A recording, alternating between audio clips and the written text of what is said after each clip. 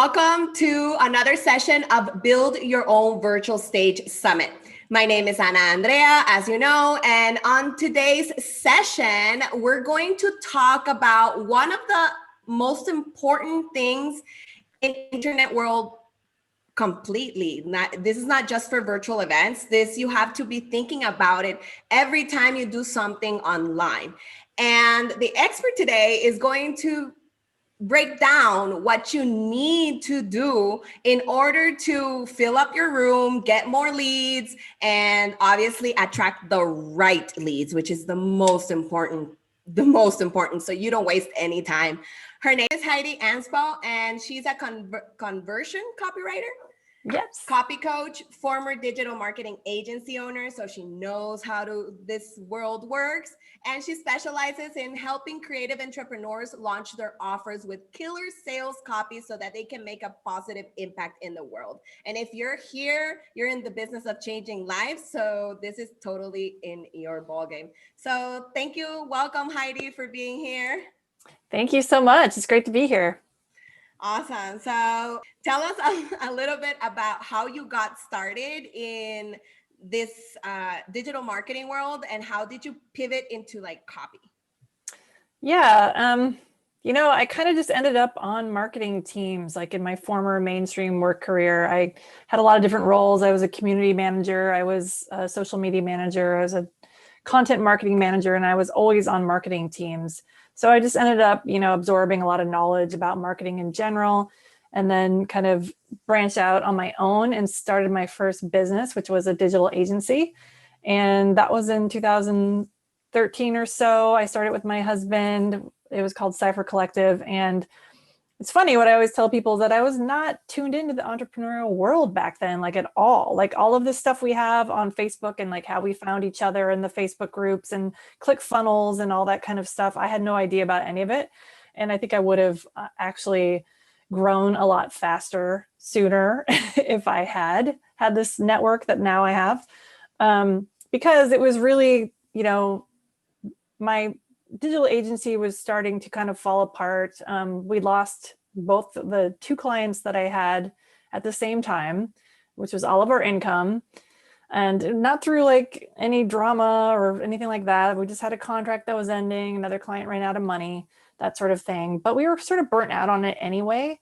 And I knew that I wanted to go in a different direction. And I'd always been doing like a lot of the copy and content as part of that agency.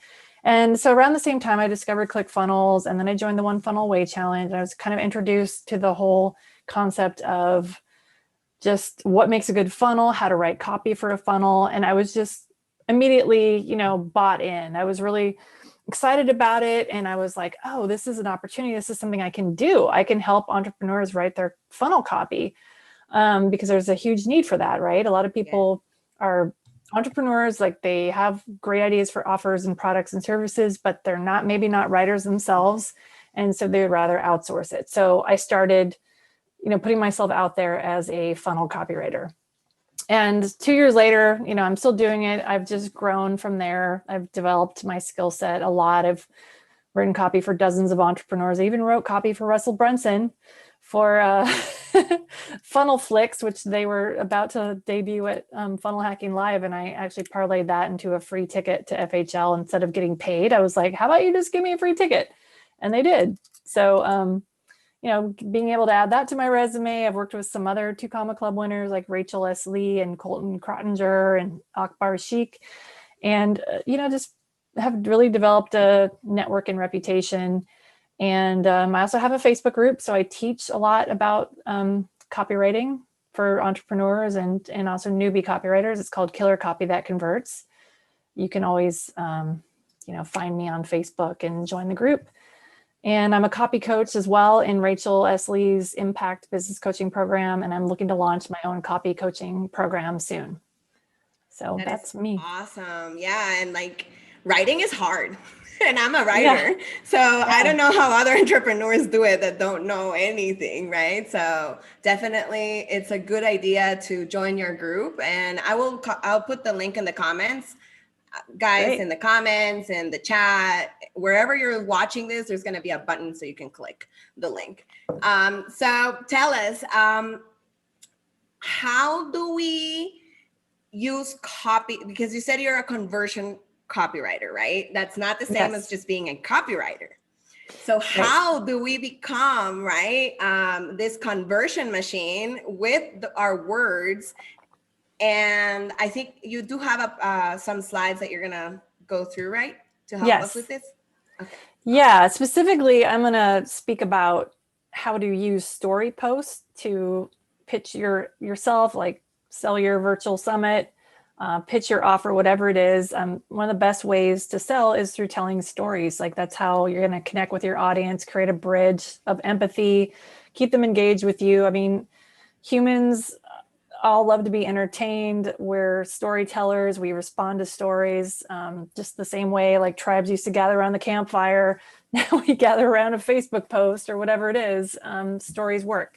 So I'm going to focus on using this specific type of post called a story post to sell your offers. And I'm going to go through a few different formulas for how to do that. Because one thing you mentioned struck me is that how do entrepreneurs learn to do this, you know, when they're have no clue and they're starting from nothing? I mean, one way is just following formulas that other people have already figured out. I mean, that's kind of how I got my start with copywriting. And you can also use templates just to get started. So I'll go over some of that stuff. Awesome.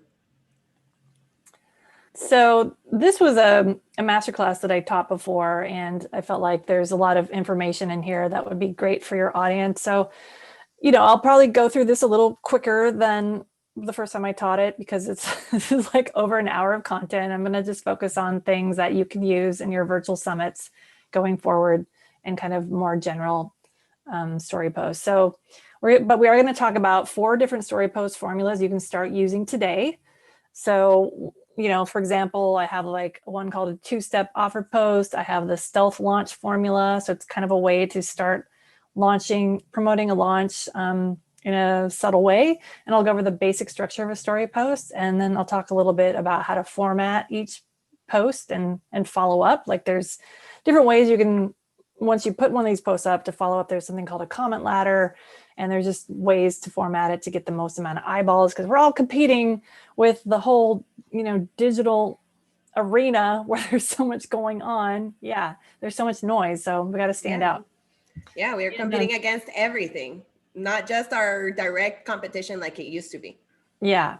So first I'm going to talk about some of the formulas.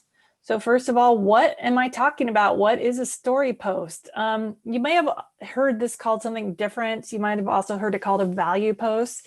So all this is just kind of a longer style of post where you see these layers, larger amount of text. You might just skim it. You might see a lot of emojis to help it stand out. But basically, you're sharing a personal story. So this would be something vulnerable and authentic, maybe where you're sharing something you learned. Kind of the rule of thumb for writing these is if it makes you uncomfortable to write it, then it's probably something that you should share, right? Because you're going to create a bridge of empathy with your audience. They're going to connect with you. This basically goes back to something Russell Brunson teaches called the Epiphany Bridge formula. He teaches it as part of the One Funnel Away challenge. It's a way to kind of structure your origin story. And it's basically just a story of how you transformed. Maybe you hit a wall, you hit a low moment, and you needed a way out. You needed a solution to your pain, and you figured something out, and now you're sharing that solution with the world. A lot of offers are created based off this same kind of formula, right?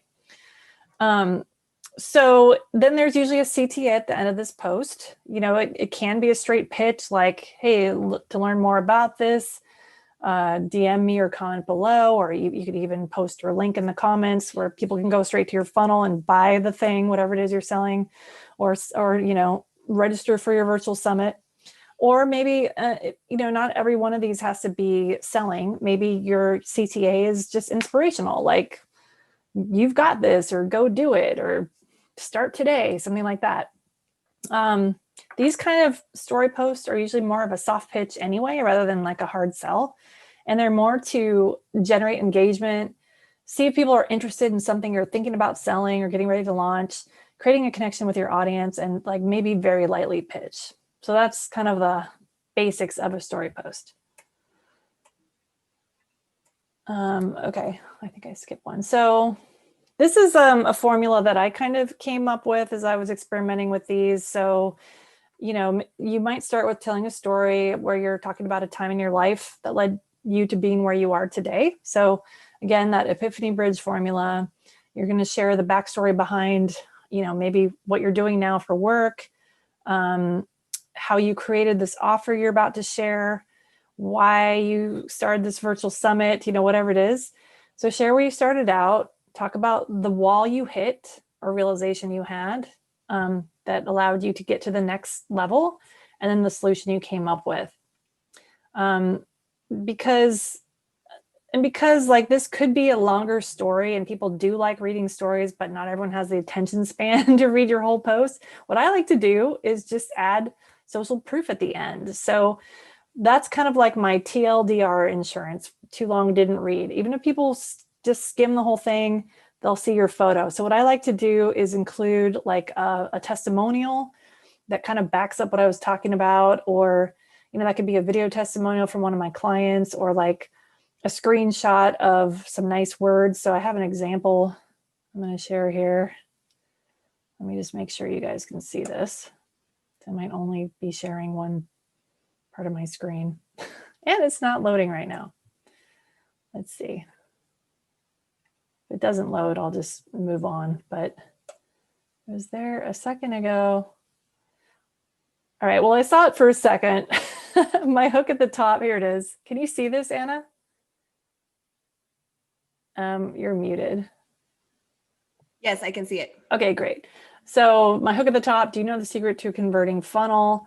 I'm talking about all these tips I have for what makes a funnel actually convert, what makes people buy, hitting on a basic human truth. You know, I'm using like a lot of capitalized words here, so if they skim it, they'll at least get an idea. And then I'm actually pitching an offer I have at the bottom called Offer Copy Remix. That's where I rewrite somebody's funnel copy. So in the whole post, I'm talking about what makes what is behind a converting funnel, and kind of gets them thinking like, oh, I don't have those things. I might need to rewrite my funnel. And then I'm kind of like, hey, I can do this for you. So then maybe they'll hire me. But if they don't read this, I have this badass testimonial here from Colton Crottinger, who's a 2 Comma Club winner. You can see his award right there in his crazy red faux fur wall. And so if people don't read this, they'll hopefully at least watch this eye-catching video. So that's the first formula, which is story post plus social proof. All right, so let me go back to the slides. So if you want to practice this, my suggestion is that you make a list of your best true stories and like keep that list somewhere so that you always have a source of inspiration when you want to go write these. Because I get it, even as a writer, it's hard to sometimes in the moment, you know, be like, oh, I need to post something today. Shoot, I have no idea what to talk about. Like my brain is overloaded. Go check your list. And you can even keep a record of things you posted before that did really well. And there's nothing wrong with recycling posts, because I mean, memory is short on the internet. So are attention spans. So might as well take advantage of that. Okay. So now I'm going to go over kind of the general framework of a value post. So it's the same structure that I described before with the epiphany bridge, but maybe you're not using the social proof. And again, the point is to create a connection and empathy with your audience. So the way to do this is, again, share a story about a difficult time in your life, but make sure you create a connection between then and now. So like, what happened to get you from point A to point B? Like for me, my agency was falling apart, but now I'm like a successful copywriter. So what happened in between, right? There's obviously a lot that happened. So I might share a post that talks about that whole journey. You're going to share either your victory or failure at the end. You know, it's good to also share real stories about tough times you had, because that makes you more relatable. It can't all be wins all the time, right? So don't be afraid to share a story about you failing at something, because usually that failure led to a transformation anyway, and led to you getting better. Something that can help with this is think about who you were before. Like, at that point A before you got to point B, whether it was 3 months ago or 5 years ago, and try to remember what you were feeling back then, because that is the same thing your audience is probably feeling right now. So you want to write to that person that you were before you had your epiphany and before you broke through and transformed. I feel like I see this style of post all the time. I do, yes, but there's always like hit and miss because not everybody touches on the emotions. And what you said right there, without like finishing with the failure, not a lot of people do that.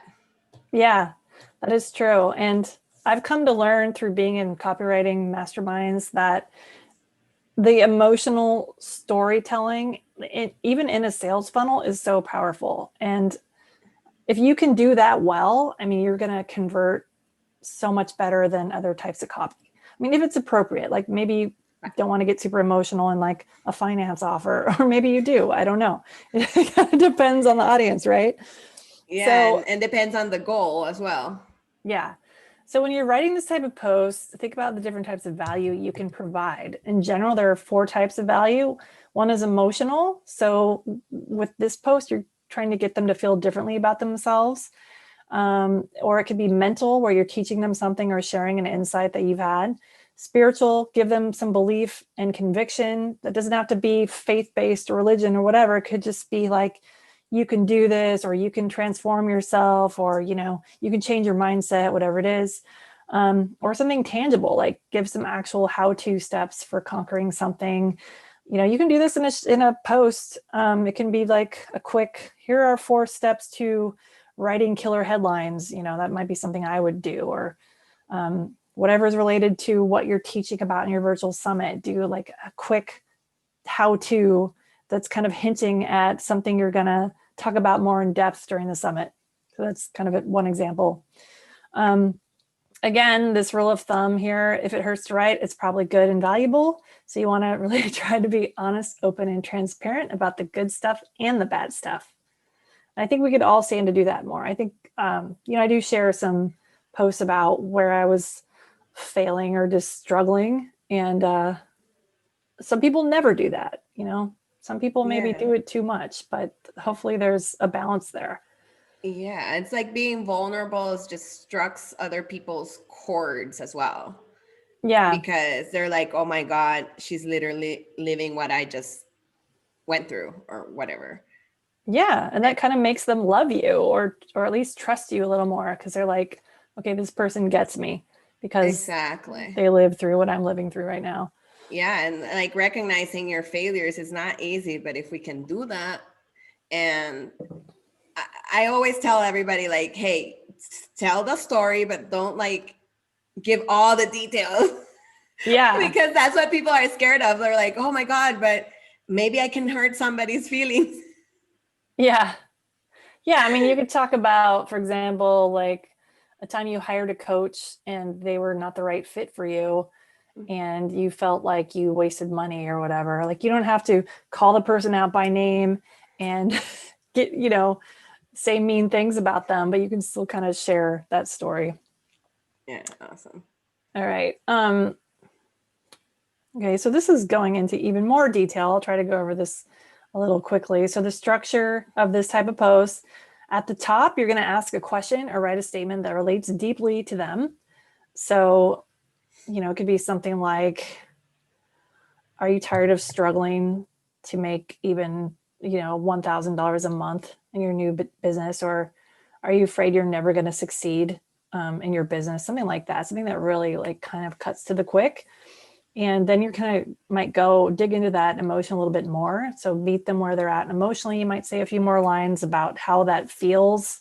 Like, you know, you can kind of like really get descriptive about it. You know, you feel like you're letting your family down. You feel bad about yourself. Because you don't know if you have what it takes. You know, you've got imposter syndrome, all those kinds of things that I think as entrepreneurs, we all go like, oh God, yes, I know that feeling. Then you're going to kind of like make them feel better. This is where you provide your insight or aha moment that shows that you understand them better than they understand themselves. You're also going to give them a bit of hope here. Just, you could be like, I was where you were just a year ago, and now I'm X, like I've transformed, or I've worked through it, or whatever. I've solved my mindset problem, whatever it is. So you're kind of giving them hope. So you could talk about that in a little bit more detail about how you change your life, because it tells them it's possible for them to do the same thing. And, keep talking to about how you felt while this was happening, so that they kind of know that you felt like they do now, or maybe even worse. Then you're going to share all the things that you tried to get yourself out of that situation. Like, I hired a coach, I bought tons of courses, I, chased a bunch of shiny objects, I tried all these different businesses and failed, whatever. And then you're going to give them an example of a big turning point in your life where you maybe hit a no way out situation. Maybe it's something like, after spinning my wheels for years, it was do or die time, because I was about to spend my last $100 or something like that. And that's when I discovered affiliate marketing, or, whatever it is. I started a Facebook group. Whatever your big Hail Mary moment was that led to you getting on a path to success. So after you go through all these steps, then you're going to have a call to action at the end. So you're going to ask them to either take an empowered action or make an empowered decision. So one or the other. So it could be like, DM me for more information, click the link in the comments below to buy my course, or it could just be like, get out there and do it. That's your call to action. Okay, the next formula is called the stealth launch sequence. So this is a tactic where you're launching offers or products in a way that greatly lessens the risk of you getting crickets, right? That's everybody's fear. Like, you have this whole great launch plan and you start promoting it and you start posting about it and nobody responds, right? So this is a way to kind of like warm people up first and get them engaging with you and kind of easing into your big launch. So this is more like a series of posts that also use that same story post format that we just went over. So some kind of rules of thumb here: know the battleground, like know who you're talking to. Don't bury the lead means don't make them work too hard to figure out what you're talking about. Get straight to the point. You need to know yourself and your own business and why people are attracted to you. So know why people pay attention to your work. This is a different reason than why they get results, why they send you referrals, or why they keep buying from you. It could be more about how you make them feel like you're really inspirational, or maybe you're like a straight shooter. You're straight to the point, no BS, no fluff. People love that about you. Maybe you're really like kind and empathetic, like whatever it is. Try to like figure out, like, what do people like about me? Why are they attracted to me? And that's going to help you in your posts. Know yourself. So make it as easy as possible for you to create compelling content consistently. Like, think about what inspires me. What do I like to write about? What do I like to talk about? What makes me feel good, about helping people, stuff like that. So your first post in this sequence is going to be your engagement post. So this is just simply like putting feelers out, see if people will even engage with your offer. So tell a story about a specific pain or a specific pleasure. This is going to be related somehow to your big offer or what your virtual summit's about, or whatever it is that you're pitching. You're going to run everything through something called the director's test. So this means, can you give someone the gist of your story in just one shot? Meaning, can you like describe a scenario that is just has no fluff and where you can just drill down to the essential message? And also in this post, you want to don't just focus on the problem, the solution, or the conceptual outcome yet. You're still kind of just like putting feelers out. So here's an example. Let me see if this will come up. This is from Sarah Tempty, who's actually one of my favorite copywriters. And look, you can see this is a super short post. This is more of one of those block posts with a colored background. And she's simply asking her audience, does anyone want to see the way I'm writing content for clients who are launching right now in the middle of a pandemic? Well, she got 346 comments on this. So clearly This hit a nerve. I mean, this was a year ago when COVID first hit and we were going into lockdown. So obviously it was very timely, but this is an example of how to do this. Doesn't have to be a big, long post. So some other examples might be like the problem that you're talking about is the CEO is spending too much time on employee level tasks. So your solution is create delegation systems and hire a few contractors. So the outcome of this is the CEO can now spend their time in their zone of genius instead of being bogged down with all this admin stuff. And the pain that you're touching on here is that maybe they're spending all day inside instead of, taking time off and ending the day early. They're wrestling with Canva, Infusionsoft, and WordPress, doing all these tasks that they could easily have a VA do. And then they find that they have to open up their calendar and push their launch back a week yet again. Wow, this is really hitting me hard right now. This hits a nerve in me too. What the heck? I've been talking about launching my group coaching program for over a year, and I keep getting so busy with client work. Anyway, so yes, we can probably all relate to this one. Yes, we can all relate to that one. Yeah. Okay, so your second post after you've put out feelers is see if people will actually act on your offer by publishing a compelling question about it, or like a high value 2 steps. 2-step means they have to do something to get information from you. Like maybe they have to comment or drop a hashtag or DM you or do something or click on a link, whatever it is. But one thing to note here, this only works if you choose to talk about something people already want.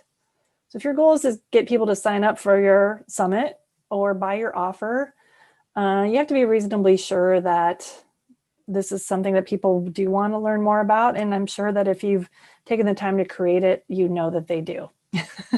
Like you have a hot topic, right? But this does work best if you have some sort of new angle or a new method or a new shortcut that other people don't have or maybe aren't talking about yet. So you want to ask a big, bold question. So here's an example of that. Again, from my buddy, Sarah. Oh, this is the same post, sorry. Anyway, but that works for this as well. Let me see if I have a different example. Oh yeah, here's some. So here's one I did. This is called a mission post, where you kind of say, like, I'm on a mission to help 5 more entrepreneurs make a ton of sales through powerful copy that converts and fix your dud funnels in January. Who's in?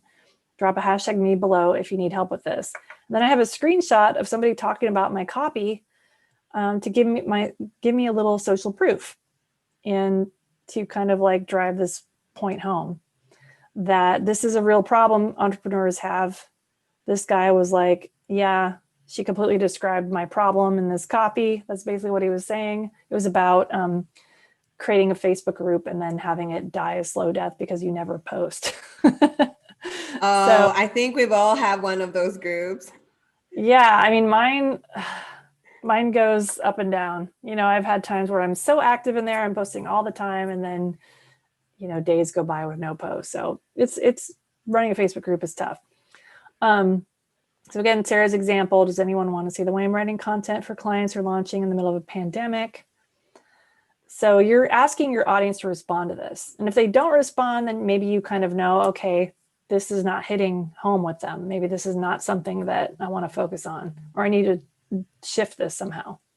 That's a good example that you just said that, because we think that the crickets are a bad thing. Sometimes they're a good thing because we know that it's not working. That's right. Yeah, because you don't want to, that's why they always say like, don't create something until you've sold it. Mm-hmm. Which when you first hear that for the first time, you're always like, oh my God, is that even ethical? Is that legal? Like, won't I get in trouble for that? But no, like once you sell something, there's pressure to create it. Otherwise you have to go refund everybody.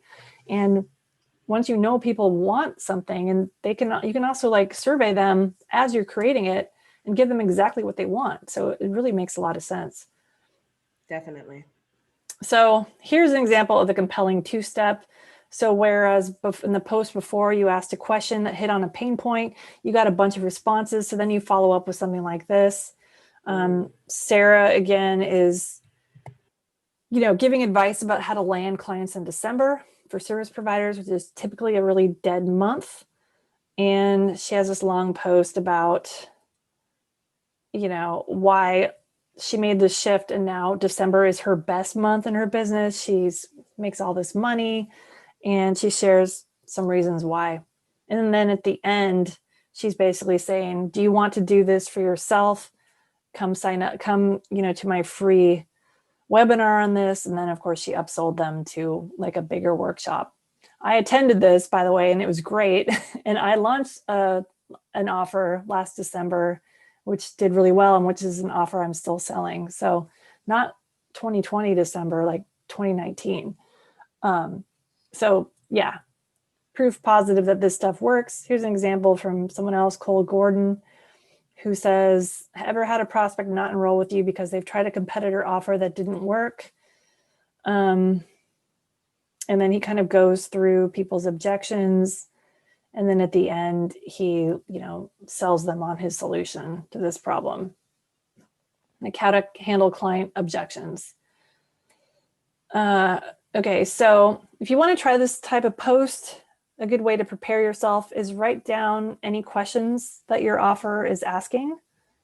So like my offer that I launched in December was to fix dud funnel copy that's not converting.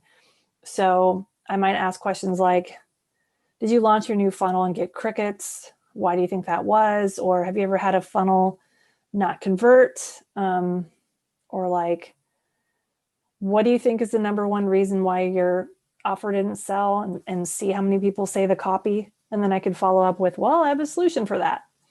People might say other things. Maybe they say design. Maybe they say the offer sucked. I don't know. I won't know until I ask. But those are things I know that my prospects might ask. And then next, you're going to write down 3 different versions of that question that are a more interesting, edgy, bold, or curiosity inspiring way to ask it. And then you can make a list of 3 high value assets you could give away. So in exchange for kind of your prospects answering your question in the post, you're rewarding them by sending them something for free. So in my case, even though I'm trying to sell people on like hiring me to rewrite their funnel copy, maybe I sell them or I send them a free template for like a free funnel copy template, or like a checklist of, does your copy have all these elements? Go through this checklist and make sure it does before you launch, and your launch might go a bit better. Yeah, that soft gets them into, I'll say that again. It's like when you do that, it's a soft pitch, because you're getting them a free something that then gets them into your premium offer, let's say. Absolutely. Yeah. Just like they could offer a free virtual summit so that people can join a live event, a live virtual event, or a program, right? Yeah. Or like I've seen people do completely free virtual summit, but then they pay to get like a VIP pass where they get access to all the recordings and they get all the bonuses from people and things like that. I think you have something like that, right? Yep, exactly. Yeah. I have something like that. So you could get the VIP ticket now that she talks about it. Get it, because there's going to be Q&A. I know, subtle push right there. Right. Okay. So I'm just going to go through the rest of this stealth launch sequence and then go over one other formula, and then awesome. Yeah, like that'll be plenty, because I know this is already getting long. So the third post in the stealth launch sequence, we already had the engagement post. We had the kind of 2-step where you send them, some sort of freebie related to your offer. This one is called the investment test. So you want to test to see if people will actually invest in your offer by publishing a can't look away launch post. So this is where you're really starting to get into the actual sale. So this is the framework for it. This is how you structure this. The first thing you're going to have is an attention grabbing headline. You can bold it out. You could use yay text for that, because you can't bold.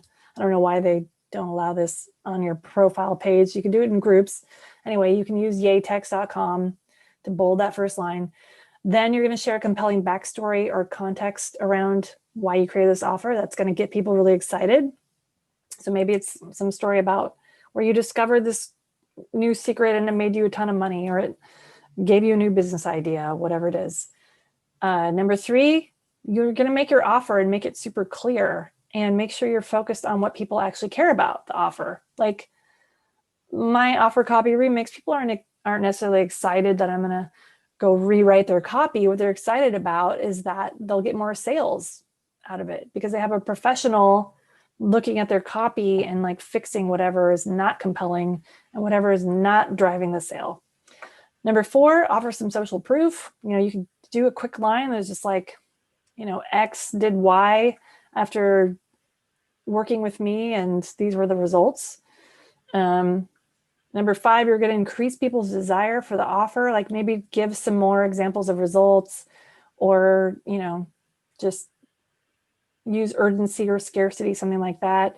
And at the same time, you're going to address any objections people might have. You could say something like, I know what you're thinking. How could this free summit on how to throw a virtual summit improve my business?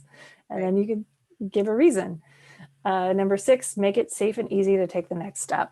So all that means is like, maybe it's a low cost, option for how to work with you, or maybe all they have to do is drop a hashtag and then you do the work of following up with them, whatever it is. And I think I have some examples. Well, here's an example of a headline. Alex Moscow is a pretty high level coach, and his big question is want to add 400K to your bottom line next year with just one implementation day per quarter. I mean, who wouldn't want that, right? I don't even know what that means. Is he talking about a VIP day of working with him? Is he talking about like a way to add structure when you're working with a team? I don't really know, but that definitely grabs attention. Definitely. And it's actually a really good headline example for the VIP days. Oh, there you go. Yeah. Seriously. I mean, I'm like thinking about it. Maybe I can use it. Yeah, for sure. Yeah. Okay, well, so this is the rest of his post. So then he goes into his backstory. And he has this actual offer. It's called quarterly cash injection.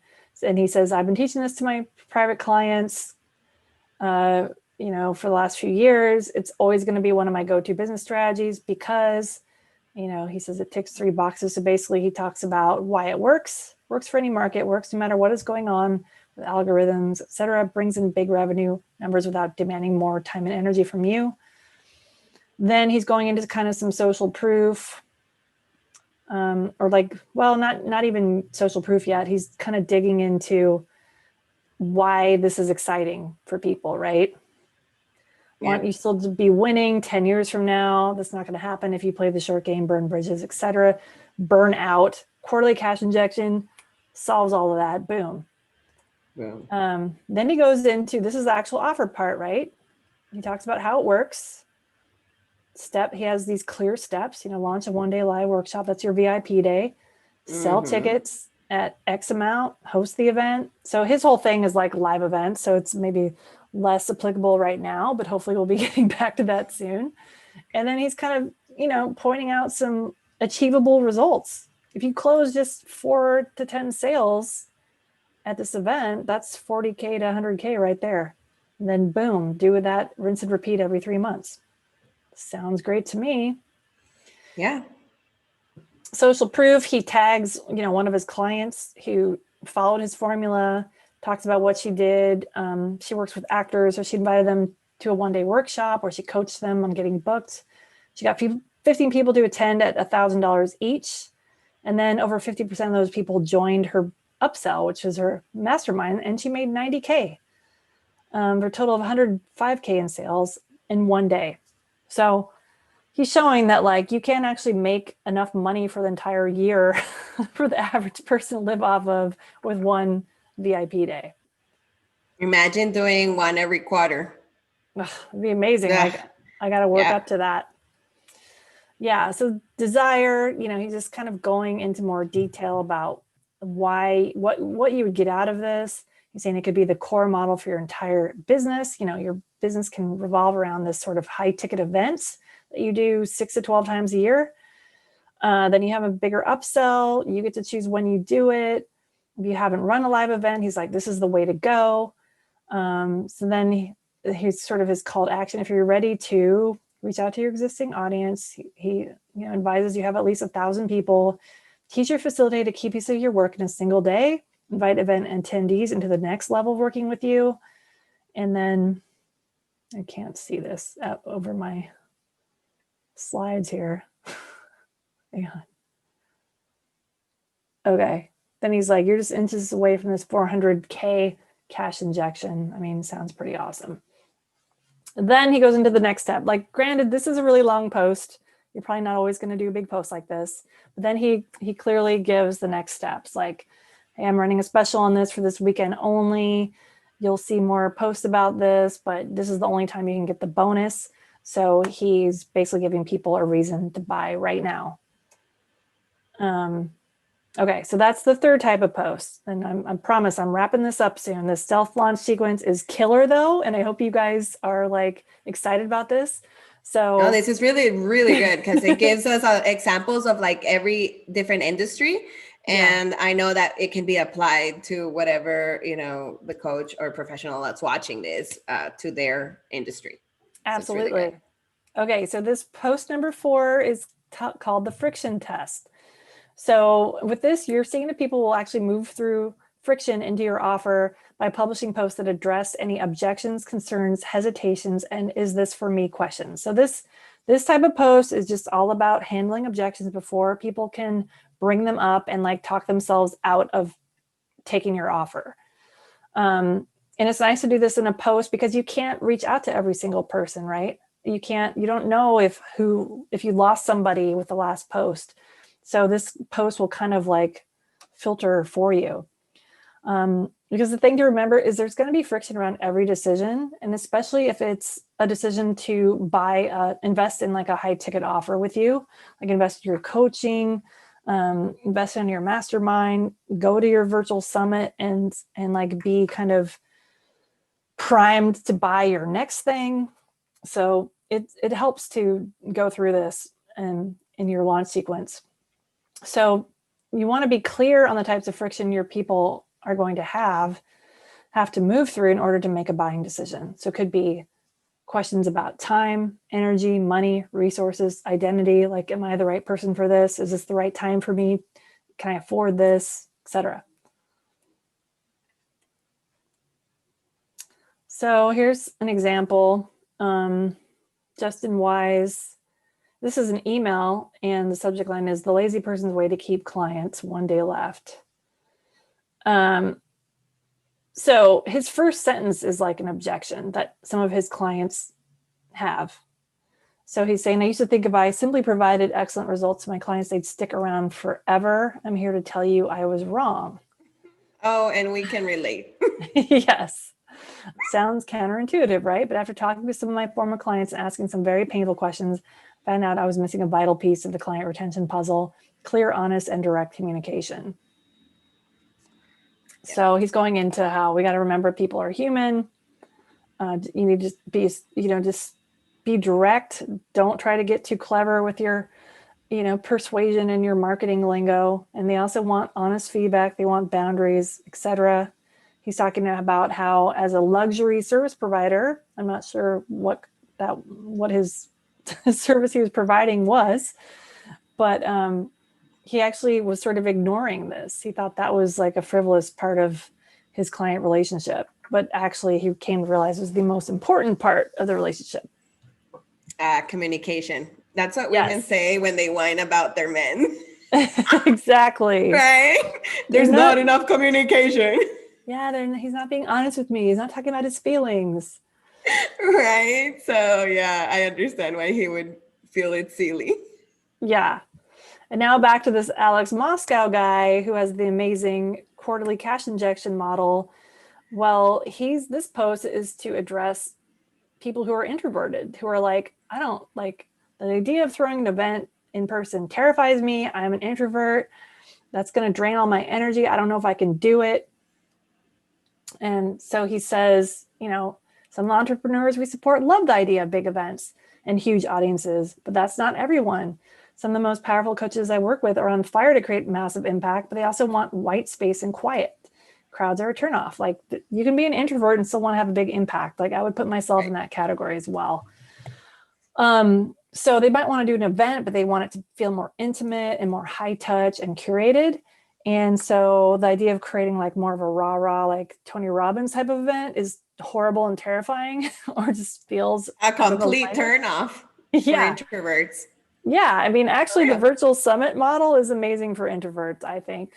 Because I agree. It's like the best introduction. So they start to get used to being in front of the screen and like leading an event, because that's what happens. We have to lead the event. And I think that's what scares people the most, being, putting themselves out there, especially the introverts. It's a little easier when you don't see like a sea of faces in front of you. Like, you're speaking into a camera and maybe a lot of people are watching, but you can't see all of them. So it's absolutely a great place to start.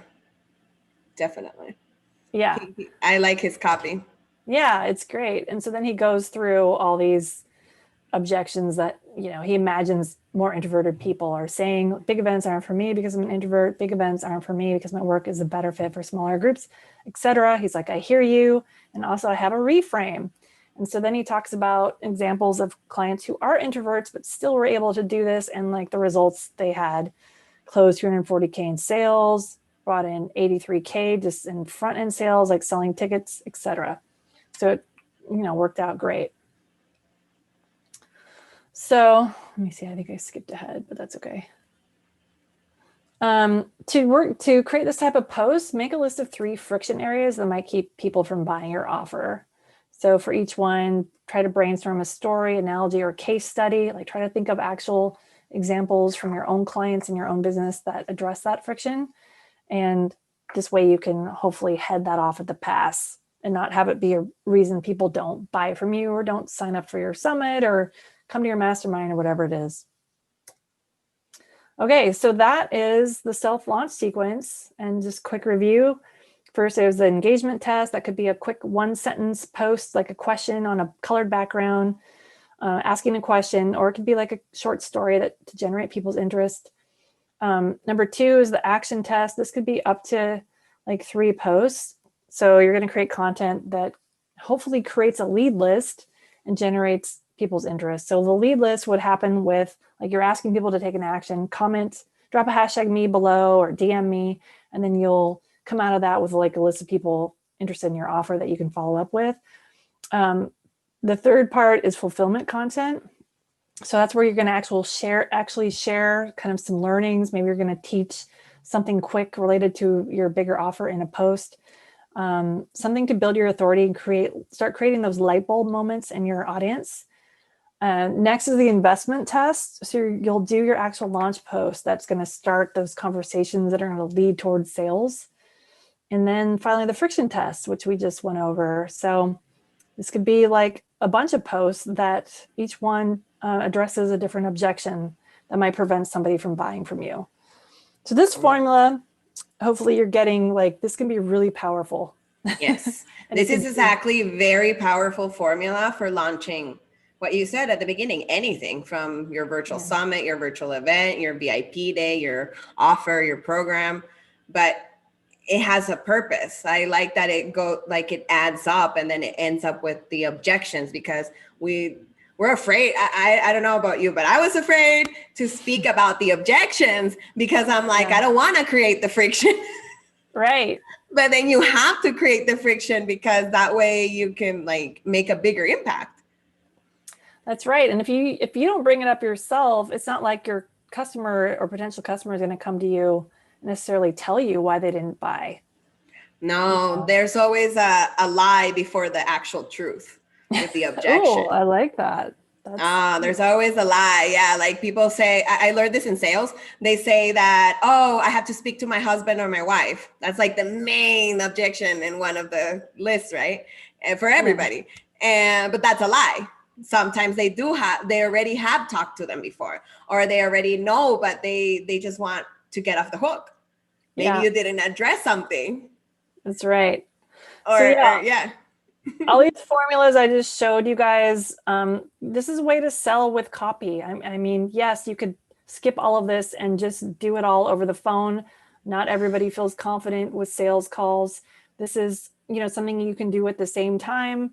Maybe you're still using these posts to inspire people to book calls with you. It all works together. I mean, I think the more ways you have to launch and bring people into your offers, the better. That's why we don't just use one thing. Like, we use funnels, but we still have to write posts and emails to drive people to the funnel. We still have to do live streams to talk about our offer to get people to the funnel or to book a call with us. We still have to get on the call to like close somebody on a high ticket offer, and whether you feel comfortable with all that or not, it at least, being armed with knowledge, you can kind of know what to do and try it out for yourself and see what works. There's one final formula here, but I think we've really already touched on it. It's like a 2-step offer post. Yeah, we did with them giving a free gift. Yeah, it's the same. Yeah. All right. Well, I'll end this here because it has been an hour and I don't want to overwhelm people with too much information. So if you have any questions for me or you want me to elaborate on anything, I'm happy to do that. Awesome. So no, actually, I think this sums it all up. If the audience has any questions, make sure that they comment below, they put it on the chat. We're going to try to address as many questions as possible, but I think you pretty much gave them the whole formula. So guys, this is like gold. Not everybody gives you the whole strategy. This is it. Following the 6 steps that Heidi just gave you right now can help you launch and fill up the events, fill up anything that you want to do online. Because I mean, words, some people, like you said at the beginning, some people don't read, but words are like the most important communication tool that we have available. Yeah. And we got to use them. We got to use the right words too. So I don't know if you have any closing statements for everybody. Last tip on how they can, and they can create, a urgency email or something. I don't know, to get them to. Yeah. I mean, I guess just more. Final thought about the power of words. You just never know who's watching and reading. So if you have like a social media platform of choice where you're really active, whether it's Facebook, Instagram, TikTok, whatever it is, you're not going to connect directly with every single person who could be a customer. So just having like this great content, having good copy, figuring out these formulas, using them in your business is only going to help you bring in more people. I don't know, that's something that's really struck me, especially in this recently, because I'm 2 years into my business and I've put a lot of work into building a network and audience. And I always think of, and I think maybe it was Russell Brunson who said this, is like, the reason to publish every day or just be really visible is you never know who's watching. So I've had like really cool relationships, come about, or people referring me for jobs who might be somebody I went to high school with who I haven't talked to in 20 years, who has been seeing my posts and was sort of intrigued and then reached out to me. That just happened to me. So it's pretty cool. I get goosebumps. Yeah. I get goosebumps because you can change people's lives with words, just like you could do it with events, right? And you're right. I have had work colleagues tell me you're my inspiration, and I'm like, what? Yeah. No, me. To put yourself out there all the time, and you're just like, I don't know if anyone's paying attention, but trust me, there are a lot of people paying attention, and you might be changing their lives without even knowing it and having an impact. So It's good to Awesome. be Yeah. here. Thank you so much, Heidi, for being here. Thank you for giving us the whole formula.